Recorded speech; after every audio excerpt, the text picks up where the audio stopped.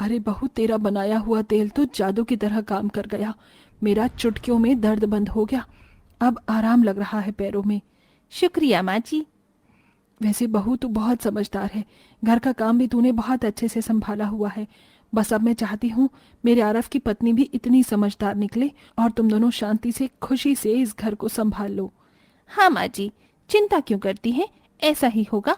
मेरी जो भी देवरानी आएगी उसको मैं बहन की तरह रखूंगी, और कुछ नहीं आएगा तो समझाऊंगी। हम दोनों मिलकर घर संभालेंगे। सिर्फ घर नहीं, रसोई की जिम्मेदारी भी एक साथ अच्छे से निभाओ, क्योंकि मैंने अक्सर देखा है रसोई के कारण कई घरों में बंटवारा हो जाता है। पर मैं नहीं चाहती ऐसा हो। माँ जी, नहीं होगा ऐसा। आप देवर जी के लिए रिश्ता देखना तो शुरू कीजिए। सविता से बात करी है आज।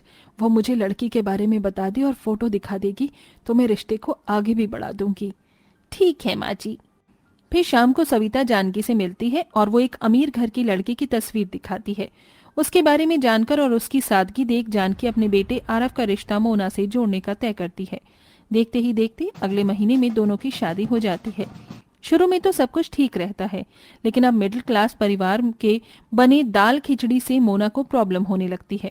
ऐसे ही एक शाम जेठानी रसोई में दाल में तड़का लगा रही थी, तभी मोना आकर कहती है, अरे जेठानी, क्या बार बार दाल खिचड़ी, कभी दलिया कभी रोटी सब्जी बना देती हो।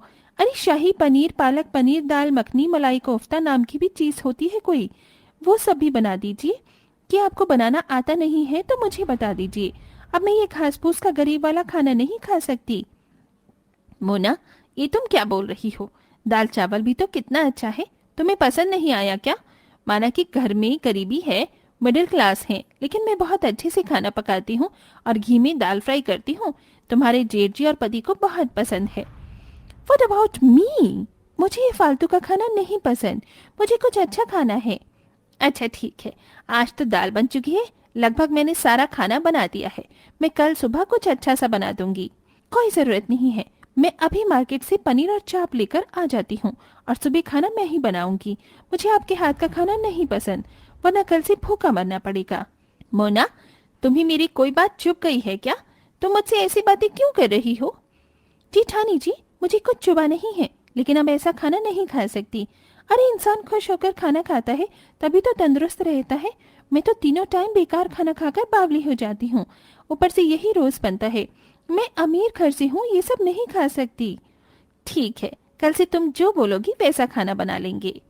मोना मार्केट से पनीर और चाप खरीद के ले आती है और अगले दिन ब्रेकफास्ट में चीले विद चाय और लंच में शाही पनीर पूरी बना लेती है। ये देख सास कहती है, अरे वाह, क्या बात है। आज तो सुबह भी अच्छा नाश्ता बना और दोपहर में शाही पनीर। माँ जी, मैं जानती हूँ आप भी दाल खिचड़ी चाय नमकीन खाकर परेशान हो गई थी। जिठानी जी को तो कोई आपकी फिक्र नहीं है, लेकिन मुझे है। अब से आप आदत डाल लीजिए, अच्छा अच्छा खाना खाने को मिलेगा आपको। है, अच्छी बात है। तुम दोनों मिलजुल कर ऐसे ही खाना बनाया करो। कभी दाल खिचड़ी, कभी शाही पनीर। हमेशा ना सादा खाना चाहिए, ना तड़कता भड़कता। वो क्या बोलते हैं, बैलेंस होना चाहिए। हाँ माँ जी, ये तो होना ही चाहिए। यही बात मैं जिठानी जी को समझा रही थी, पर वो मेरी सुनती कहाँ है। मैंने तो रात का मेन्यू भी सोच लिया है। मैं बाजार से चाप लेकर आई हूँ, रात को मलाई चाप बना दूंगी। अच्छा, सही है फिर तो। ऐसे ही दिन गुजरते हैं। अब मोना अपनी मर्जी से तीनों टाइम ज्यादा तला हुआ और अतरंगी खाना बनाने लगती है, जिससे राशन और सिलेंडर का खर्चा दोनों ज्यादा हो रहा था। ओहो, ये सिलेंडर क्यों नहीं चल रहा? ये सिलेंडर इसलिए नहीं चल रहा मोना, क्योंकि तुम घर में कभी पास्ता बना रही हो, कभी दाल मखनी, कभी शाही पनीर। घर की रसोई चलाने का भी एक बजट होता है, जिसको तुमने हिला दिया है। सिलेंडर भी तुमने जल्दी खत्म कर दिया, और जहाँ आटा एक महीने चल जाता है वहाँ 15 दिन में खत्म हो गया और दोबारा बोरी मंगवानी पड़ी। रोज रोज ऐसा खाना खाने की जरूरत नहीं है, क्योंकि इससे शरीर पर भी प्रभाव पड़ता है। मैं 2 मिनट चुप क्या हो गई, आपने तो मुझे लेक्चर ही सुना दिया। जिठानी जी, आप बहुत कंजूस हैं और शायद गरीब घर से आई हैं, इसीलिए ऐसा खाना बनाती हैं। बेचारी माँ जी भी चुपचाप वही खाना खाती हैं। अब मैं अच्छा खासा खाना बना रही हूँ तो आपको जलन हो रही है, क्योंकि माँ जी मेरी तारीफ कर रही हैं। क्यों, यही बात है ना? ऐसा कुछ नहीं है, पर तुम घर का हिसाब बिगाड़ रही हो। क्या तुम्हें इतनी सी बात समझ नहीं आ रही? मेरे पति कितना पैसा देंगे? जेठानी जी, सिर्फ आपके पति पैसे नहीं दे रहे, मेरे पति भी बराबर पैसे दे रहे हैं, आपको वो थोड़ी ना दिखाई देगा। बस अब बहुत हो गया, मैं और चिक चिक नहीं कर सकती। माँ जी, माँ जी यहाँ आइए। मोना की आवाज सुन जानकी आ जाती है। अरे तुम दोनों को क्या हो गया? देख रही हूँ बहुत देर से बहस छिड़ी हुई है। मुझे लगा अपने आप शांत हो जाओगी, लेकिन आना ही पड़ा। माँ जी सीधी बात बोलूंगी, मुझे रसोई का बंटवारा चाहिए। मेरे पति के पैसे पेड़ पर नहीं उग रहे हैं और मेरा जो मन होगा मैं वैसा खाना चाहती हूँ। जेठानी जी तो सादा दाल चावल खिलाने पर तुल गई हैं और मैंने अपने मन का बना लिया तो सुना दिया मुझे। ऐसा है मोना, मुझे भी तुमसे बहस करने में कोई इंटरेस्ट नहीं है। तुम्हें अपनी छोटी बहन समझ के समझा रही हूँ, लेकिन तुम समझना ही नहीं चाहती हो। तो माँ जी मैं भी रसोई का बंटवारा चाहती हूँ। ये तुम क्या बोल रही हो? तुम्हें पता भी है? जानती हो ना मैं रसोई के बंटवारे से पहले से ही खिलाफ हूँ।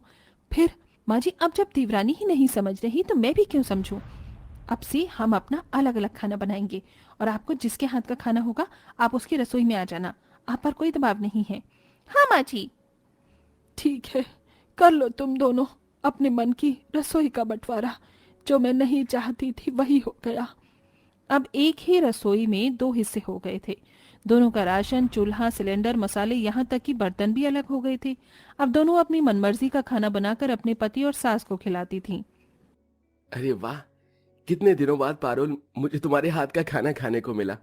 ये दाल चावल मुझे बहुत पसंद है। वो शाही पनीर खाकर भी मैं परेशान हो गया। रोज पनीर कौन खाता है? हम मिडिल क्लास फैमिली के हैं। अजी मैं जानती हूँ आपको, पर वो मोना नहीं समझती ना। रसोई का बंटवारा करवा कर ही मानी। अच्छा है, अब हमारी रसोई का हिसाब अलग होगा तो हमारा खर्चा भी कम आएगा। हाँ ये तो है। वहीं दूसरी तरफ आरव का भी यही हाल था। मोना, ये सब क्या है? परसों पालक पनीर, कल शाही पनीर, अब तुमने पनीर की भुर्जी बना दी। अरे रोज रोज पनीर कौन खाता है? और ये चावल, तुम रोटी बनाने से चूक रही हो जानबूझकर, इसीलिए ये सब बना रही हो। मैं अपने दाल चावल में ही खुश था, कभी वो भी बना दिया करो। अरे भाई मैं आम इंसान हूं, ये रोज शादी पार्टी वाला खाना मत बना दिया करो। तुम्हें पसंद है तुम अपने लिए बना लिया करो। बजट देखो, पनीर लाके तुमने 1 महीने की सैलरी उड़ा दी है। अब रसोई के बंटवारे के बाद ये सब और होगा? हाँ, एक रसोई थी तब ठीक था। आरव जी आप ज्यादा सोच रही हैं। ऐसा ही है तो कल से मैं अपना और आपका खाना अलग कर लूंगी। हद है तुम्हारी। 15 दिन बीत जाते हैं। दोनों बहू अपनी अलग अलग रसोई के किए गए बंटवारे में खाना बना रही थीं। जहां मोना अपना और अपने पति का खाना बार बार बनाकर परेशान होती थी, उतना ही उसे बर्तन साफ करने पड़ते थे। ये सब देखकर जानकी भी परेशान थी। हे भगवान, कभी इस रसोई का बंटवारा खत्म होगा। दोनों बहू दोपहर और रात में खाना लाती हैं तो समझ नहीं आता किसको मना करूं किसका खाऊं। तभी रसोई में मोना जल जाती है। माँ जी! तभी उसके चीखने की आवाज सुन सभी रसोई में आ जाते हैं और सबसे पहले जेठानी उसका हाथ बर्फ के पानी में डाल देती है। मोना तुम भी ना जरा सा भी अपना ख्याल नहीं रख सकती? अरे जब खुद से काम नहीं हो रहा तो क्यों करती हो? देखो जला लिया ना हाथ अपना। मेरा हाथ जल गया तब भी जेठानी जी मेरे पास आ गई। उन्हें मेरी अभी भी कितनी फिक्र है और मैंने उनके साथ कितना बुरा किया। जेठानी जी आप मेरी परवाह क्यों कर रही हैं?